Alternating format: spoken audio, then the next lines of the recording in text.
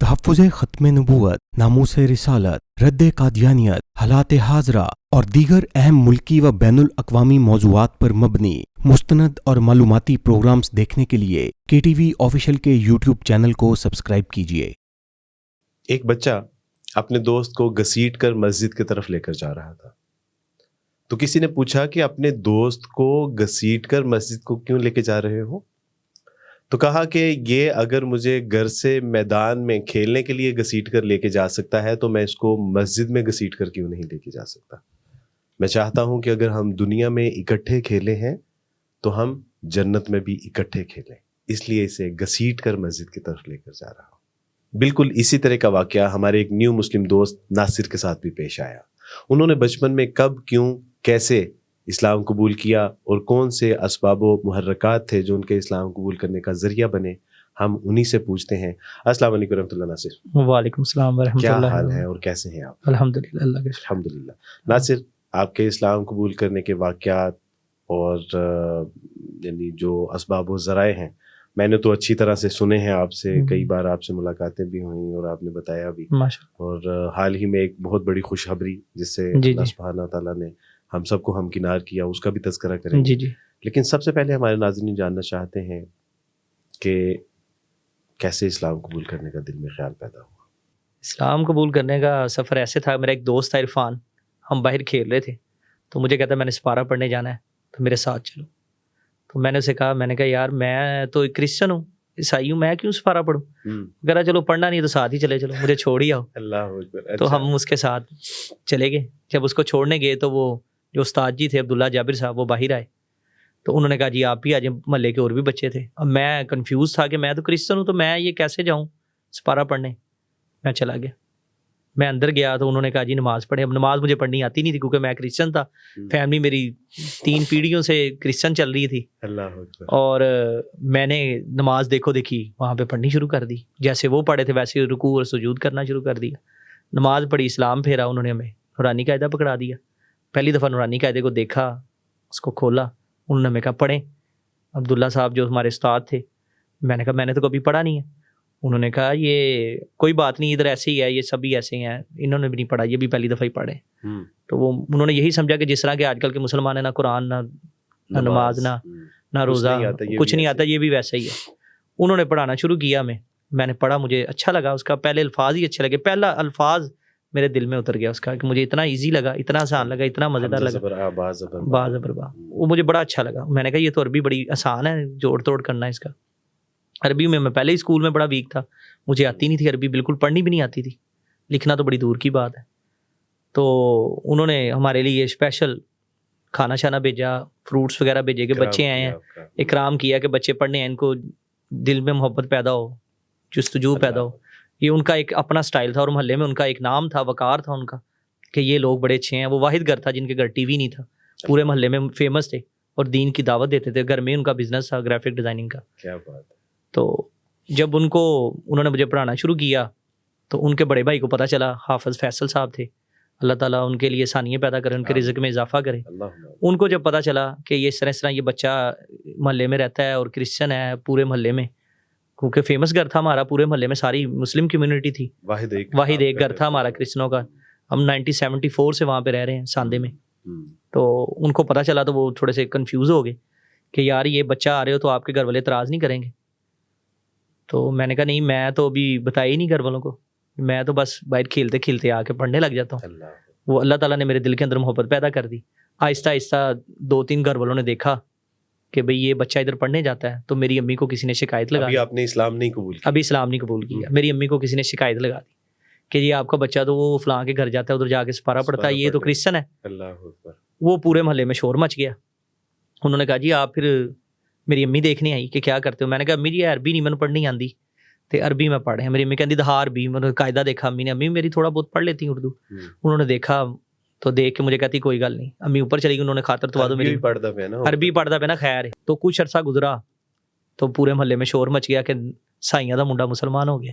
اچھا، کرسچنا دا منڈا، عیسائی مذہب دا منڈا، خاندانی عیسائی، 3 پیڑھیاں تو چل دے آئے، مسلمان ہو گیا۔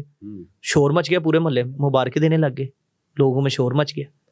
لیکن ابھی آپ نے ابھی اسلام قبول نہیں کیا. اچھا ابھی اسلام قبول نہیں کیا, ابھی سپارہ پڑھا ہوا, محض افواہیں چل رہی, افواہیں چل رہی. حافظ فیصل صاحب میرے جو استاد تھے, جو ان کے سب سے بڑے بھائی تھے, جو سب سے زیادہ دین کی تعلیم سمجھتے تھے اس وقت میں, تو انہوں نے مجھے کہا کہ آپ کلمہ کیوں نہیں پڑھ لیتے جی. میں کہا جی پڑھائیں کلمہ. مشہور تو آپ مشہور, ہاں مشہور تو ہو ہی گئے. میں نے کہا جی پڑھائیں کلمہ. انہوں نے کہا جاؤ وضو کر کے. وضو کر کے انہوں نے مجھے کلمہ پڑھایا, کلمے کا مطلب بتایا.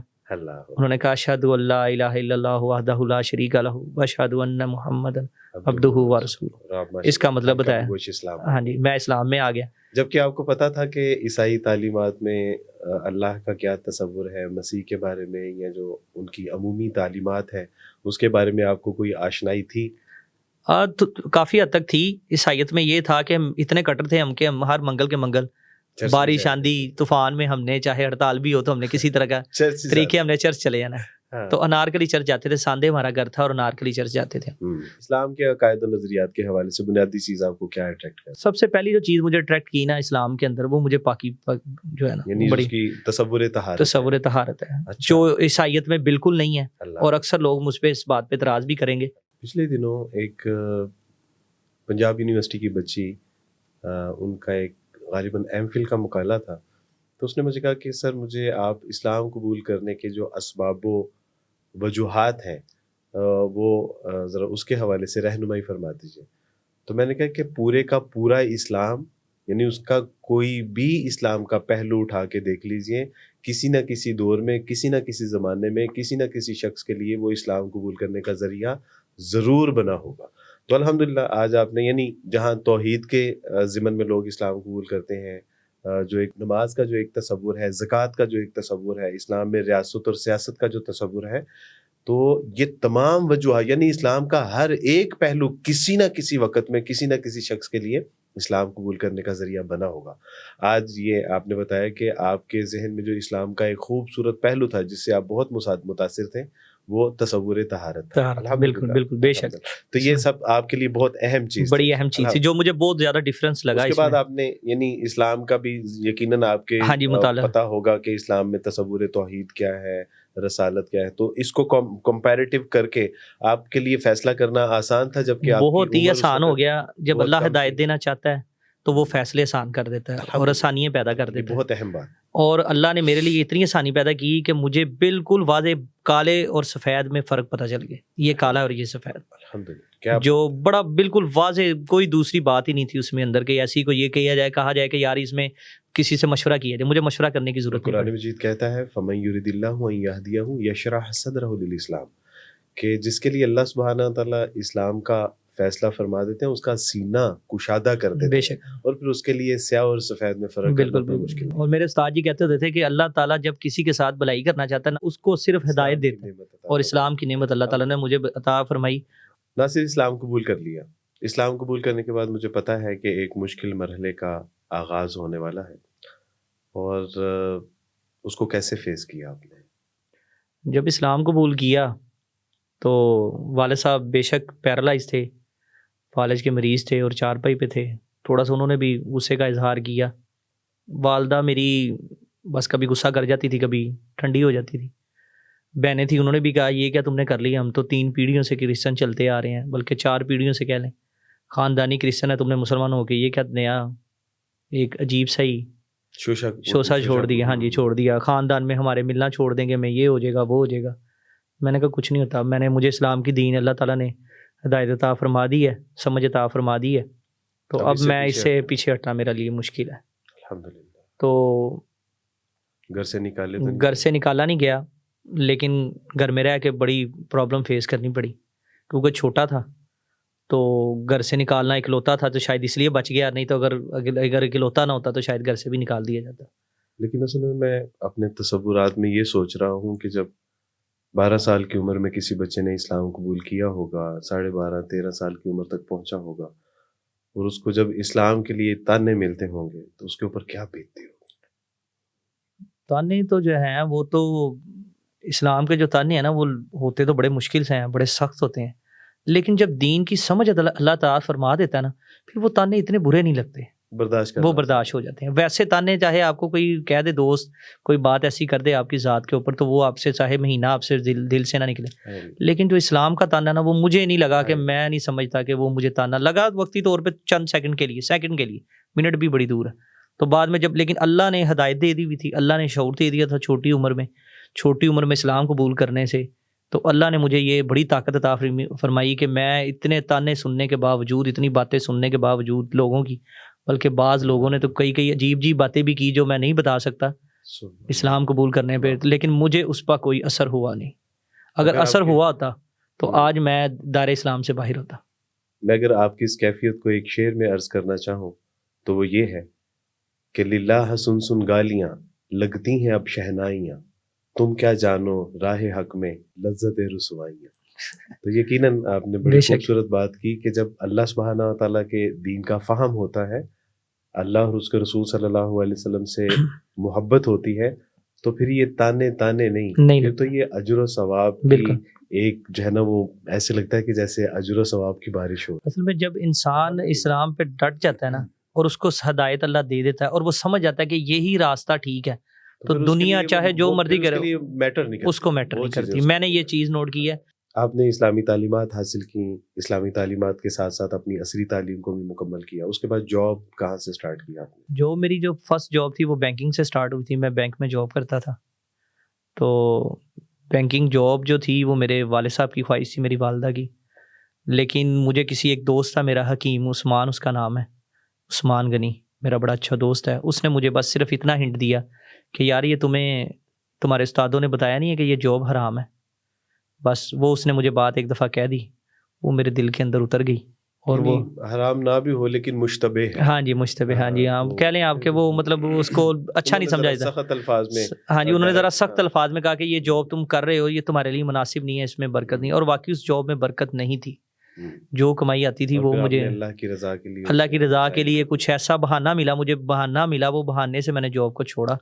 اب کیا کرتے ہیں؟ اب میں پنجاب سروس ٹرائبونل کورٹ ہے ایک ہماری سرکاری ملازمین کی, وہاں پہ جاب کر رہا ہوں. آپ کی ازدواجی زندگی کے بارے میں, اسلام قبول کر لیا, پڑھ لیا, آپ برسر روزگار ہو گئے, اور الحمدللہ آپ نے دعوت تبلیغ کا کام بھی کیا, کچھ احباب آپ کے ذریعے سے مسلمان بھی ہوئے.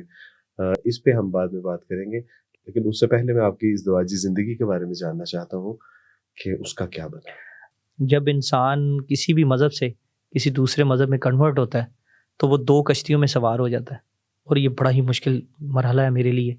اور ابھی 2 کشتیوں میں سوار سے مراد یہ ہے کہ گھر والے ہاں جی بالکل 2 کشتیوں میں سوار ہو جاتا ہے. گھر والے کہتے ہیں کہ تم کس سیاپے میں پڑ گئے, ایک تو تم نے اتنا بڑا قدم اٹھایا, اسلام قبول کیا, اپنے مذہب پرانے کو چھوڑا اور نئے مذہب پہ گئے, اور نئے مذہب والے تمہیں ایکسیپٹ نہیں کر رہے. کس لحاظ سے ایکسیپٹ نہیں کر رہے؟ کہ رشتہ نہیں دیتے, شادی نہیں ہو رہی, بڑے مسئلے مسائل بن گئے. ہم نے سمجھا کہ جاب لگ جائے گی. آپ کی تعلیم پسند نہیں, آپ کا چہرہ, آپ کا دین, آپ کا ایمان کیا پسند؟ سب کچھ پسند تھا. کہتے اس جیسا بچہ محلے میں ہے ہی کوئی نہیں. ہر بندہ محلے میں, ریپوٹیشن ہر جگہ, ہر بندے نے کہا, آفس میں, دفتر میں, محلے داروں میں, کہ اس جیسا بچہ کوئی نہیں ہے. یہ بڑا اچھا بچہ ہے, بڑا لائق بچہ ہے, بڑا دیندار ہے, لیکن گھر والے کرسچن ہیں اس لیے ہم رشتہ نہیں دیں گے. کوئی کہے گھر لیدا لو. اب میری بوڑھی ماں 2 مہینے میری بوڑھی ماں میری, میں اس کو چھوڑ کے کہاں جاؤں؟ والد صاحب میرے فوت ہو گئے, میں اپنی والدہ کو چھوڑ نہیں سکتا. اگر چھوڑ کے جاؤں تو والدہ کا خیال کون رکھے گا؟ وہ بزرگ ہیں, بیمار ہیں, ان کی تیمارداری کرنا اسلام میں فرض ہے, میرا حق ہے, میں کروں گا اور کرنا بنتا ہے میرا. اب ان کو میں چھوڑ کے نہیں جا سکتا. اور وہ اسی وجہ سے رشتے میں پرابلم ہوتی تھی کہ یہ گھر والوں سے علیحدہ لے. جو کوئی آتا تھا دیکھتا تھا سارا کچھ اوکے کر دیتا. جب ان کو یہ مسئلہ پتہ چلتا تھا کہ اس کی فیملی کرسچن ہے تو وہ انکار کر دیتے تھے, یا کسی کو کہتے تھے کسی ریفرنس, جیسے میں نے آپ کو کہا, کسی کو کہا, آپ کو بھی کافی دفعہ کہا, تو آپ نے آگے بات کی. جب بات کرتے تھے تو وہیں سے بات ختم ہو جاتی تھی, وہ آگے چلتے تھے, مسائل سامنے تھے. جب کہ رسول اللہ صلی اللہ علیہ وسلم کے پاس ایک شخص آئے, صحابی آئے, فرمایا کہ اللہ کے رسول صلی اللہ علیہ وسلم نکاح کرنا چاہتا ہوں. آپ نے ایک رکا لکھ کے دیا اور کہا کہ فلاں کے گھر چلے جاؤ. ان کے والدین سے جب ملے تو کہا کہ میں اللہ کے رسول صلی اللہ علیہ وسلم کی اجازت سے آپ کے یہاں حاضر ہوا ہوں اور آپ کی بیٹی سے نکاح کرنا چاہتا ہوں. تو انہوں نے دیکھا کہ یہ تو حبشی ہیں, اسلام قبول کیا ہے, اور بڑے پاؤں, موٹے ہونٹ, کالی رنگت, اونچا لمبا قد. تو کہا کہ آپ نے یہ کیسے فیصلہ کر لیا کہ آپ ہماری بیٹی سے شادی کریں گے؟ تو پیچھے سے جب ان کی بیٹی کو یہ اطلاع ملی کہ رسول اللہ صلی اللہ علیہ وسلم نے کسی کو میرے ساتھ نکاح کے لیے بھیجا ہے، تو فرمایا کہ اماں ابا آپ اس شخص کو نہ دیکھیے، جس شخص نے اس کو بھیجا ہے آپ اس کو دیکھیے، مجھے اس سے نکاح کرنے میں کوئی اعتراض نہیں ہے۔ تو اللہ سبحانہ تعالیٰ کے یہاں یہ ہمارے درجات کی بلندی کا ایک ذریعہ ہے۔ یقیناً اللہ نے اگر ہمیں پیدا کیا ہے، مسلمان بنایا ہے، تو ہمارے لیے کسی مسلمان کو پیدا بھی کیا ہوگا۔ بے شک اللہ کے یہاں دیر ہے لیکن اندھیر نہیں ہے۔ انشاءاللہ آپ کو کوئی بہت اچھا انشاءاللہ نیک صالح رشتہ میسر آنے والا ہے۔ انشاءاللہ مجھے اللہ کے یہاں بہت انشاءاللہ امید ہے کہ انشاءاللہ یہ ہوگا۔ ناصر، ماضی میں کوئی ایسا واقعہ کہ جس کے سبب آپ کو یہ محسوس ہوا ہو کہ کاش میرے ماں باپ بہن بھائی بھی مسلمان ہوتے تو میرے ساتھ اس طرح سے شفقت محبت احسار کرتے جس طرح کہ دوسرے لوگوں کے ساتھ کیا جاتا ہے؟ کوئی زندگی میں ایسا واقعہ بھی رونما ہوا؟ جب میں مسلمان ہوا اور اعتکاف پہ بیٹھا تو مجھے نہیں پتا تھا کہ اعتکاف کی کتنی اہمیت ہے، کتنا رتبہ ہے اور کیا پروٹوکول ملتا ہے مسلمان جب ایک بچہ اعتکاف پہ بیٹھتا ہے یا کوئی بھی اعتکاف پہ بیٹھتا ہے۔ تو میں جب اعتکاف پہ بیٹھا، جب میں اٹھا تو جس دن اعلان ہوا کہ صبح عید ہے، تو میرے دوست تھا اور بھی ساتھی تھے، کسی کے لیے کاٹن کا سوٹ آ رہا ہے، کسی کے لیے جوتی آ رہی ہے، کسی کے لیے نئے کپڑے آ رہے ہیں، کسی کے لیے کچھ آ رہا ہے، کسی کو ہار آ رہے ہیں، کسی کی تصویریں اتر رہی ہیں، کسی کے لیے کچھ ہو رہا ہے، کسی کے لیے کچھ ہو رہا ہے، مجھے کوئی نہیں بلا رہا۔ وہ بات میرے دل کے اندر لگی اور میں گھر والوں کو کچھ کہہ بھی نہیں سکتا تھا کیونکہ ان کو ساری مسجد خالی ہو چکی۔ ہاں جی، مغرب کے بعد ساری مسجد خالی ہو چکی، عشاء کا ٹائم قریب تھا، بالکل قریب تھا۔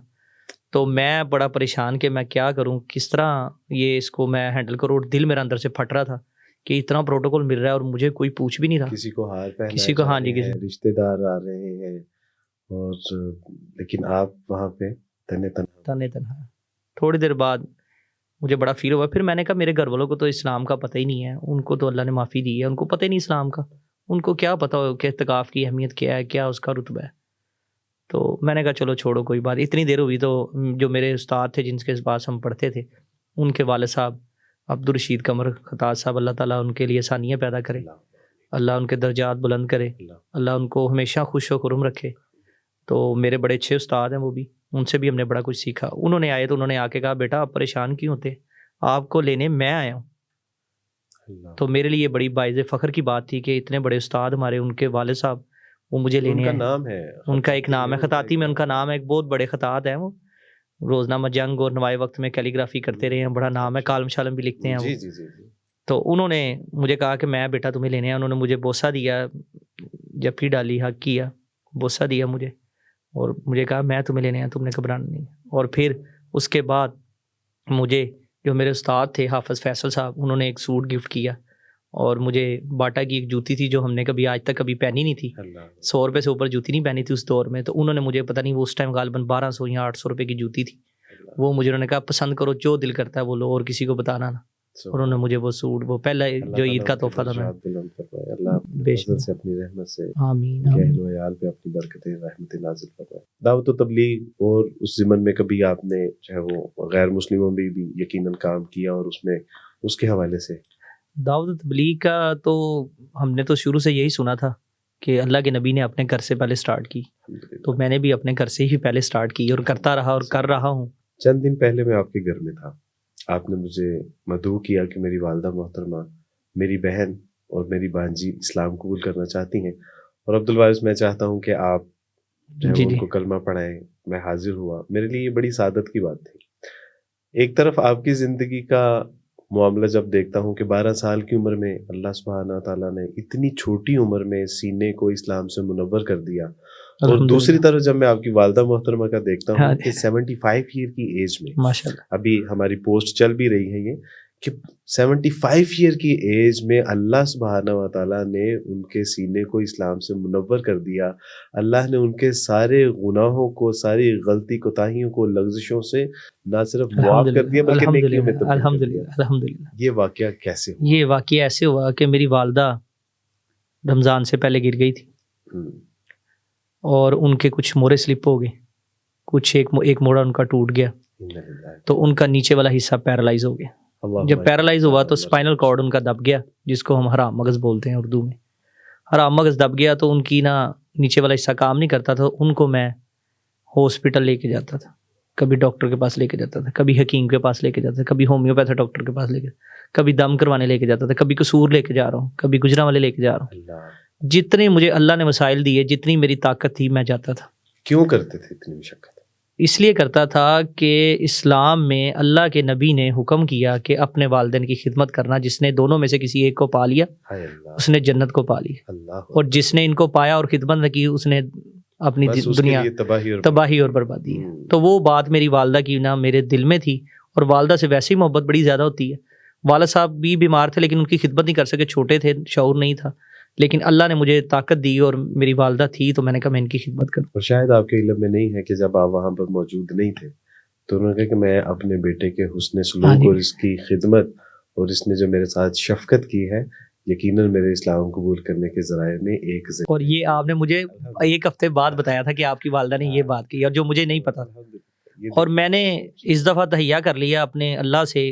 تہجد میں رمضان کا موقع ملا، رمضان سے پہلے بیمار ہوئی، رمضان میں میں نے خصوصی دعائیں کی اللہ تعالیٰ سے. میں نے اللہ سے کہا اللہ تو 7ویں آسمان سے پہلے آسمان پہ آ جاتا ہے، تو سنتا ہے. میں نے ہاتھ کھڑے کر کے 2 ہاتھ رو رو کے آنسو بہا بہا کے اللہ سے تہجد میں دعائیں کی. میری والدہ کے لیے جو دعا جو میرے دل سے نکلی نا، اس کا ذریعہ میرا ایک دوست ہے آصف، جہاں سے میں کٹنگ کرواتا ہوں، وہ میری لیے والدہ کا بڑا ہی اچھا ذریعہ بنے. انہوں نے ایسی بات میرے دل کے اندر کی کہ جو میرے دل کے اندر ڈھیر کر گئی، اور اس نے مجھے اتنا مجبور کیا کہ میں نے اللہ سے گڑ گڑا کے دعائیں مانگی. انہوں نے کہا کہ میں نے کہا جی میں چاہتا ہوں میری شادی جو ہے نا وہ میری والدہ کی حیاتی میں ہو جائے، جب تک میری والدہ زندہ ہے ان کے سامنے وہ میری شادی دیکھ لیں. تو اس نے کہا یہ کوئی بڑی بات نہیں ہے، شادی زندگی میں ہو جاتی ہے، آپ دعا کریں کہ آپ کی والدہ کو اللہ تعالیٰ اسلام پہ موت عطا فرمائے. اس کی بات مجھے ایسی دل میں ڈیر کی، اتنی محبت اس کی بات میں لگی.